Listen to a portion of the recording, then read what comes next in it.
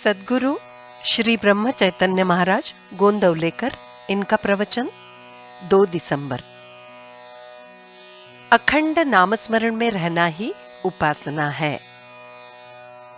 भगवान की प्राप्ति में कौन सी बाधा आती है? हमें भगवान की प्राप्ति नहीं होती, इसके लिए वस्तुतः हम ही कारण होते हैं। हम लोगों को इसके लिए दोष देते हैं, किंतु थोड़ा विचार करने पर हमारी समझ में आएगा कि भगवान की प्राप्ति में अन्य लोग बाधा नहीं, बल्कि हम ही बाधा होते हैं। हमें जिसे अपना कहना चाहिए, उसे हम अपना न समझकर और किसी को ही अपना समझते हैं। हमारा बेटा, हमारी पत्नी, हमारा भाई, इन सबको हम अपना समझते हैं। कुछ सीमा तक ये हमारे होते हैं, ये सही है, किंतु भगवान को यदि हमने अपना कहा तो वो हमेशा अपना ही होता है और वो हमारी सहायता के लिए सदा तैयार ही होता है। तुम सब द्रौपदी की कहानी जानते हो ना?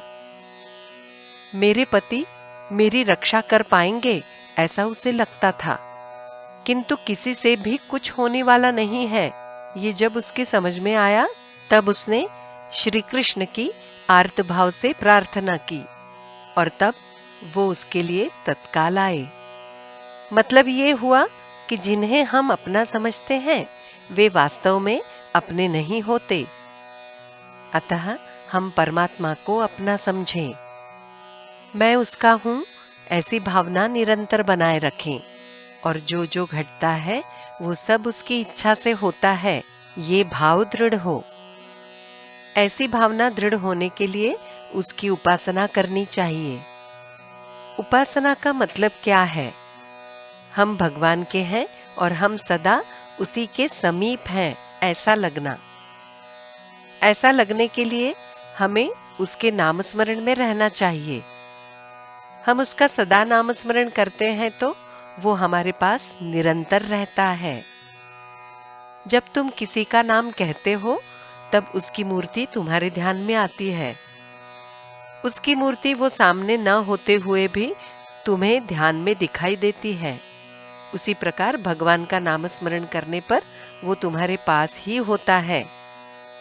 यदि पूछा जाए कि भगवान कैसा है, तो क्या तुम कह पाओगे? भगवान श्री कृष्ण ने स्वयं कहा है कि वो नाम में है, नाम ही उसका रूप है। अतः नामस्मरण करने पर भगवान को तुम्हारे पास आना ही पड़ता है। नामस्मरण कैसे किया जाए? समर्थ रामदास स्वामी जी ने कहा है, यदि आदमी कुछ भी नहीं करे और वाणी से केवल राम नाम जपता रहे, तो भी चक्रपाणी यानी भगवान को संतोष होगा और वो भक्त को संभालेगा। हम राम नाम जपते समय क्या कुछ भी नहीं करते, हम उस वक्त गृहस्थी की चिंता करते ही हैं ना। मतलब कि उस वक्त हम अपना अहंकार अलग रखकर नामस्मरण करते रहते हैं ना। अहंकार के बिना जो नामस्मरण करता है, उसी को भगवान संभालते हैं और इस भावना से जो स्वस्थ चित्त रहता है, भगवान उसका जीवन निर्वाह करता है। हम किसी के होके रहें, या तो गुरु के या भगवान के।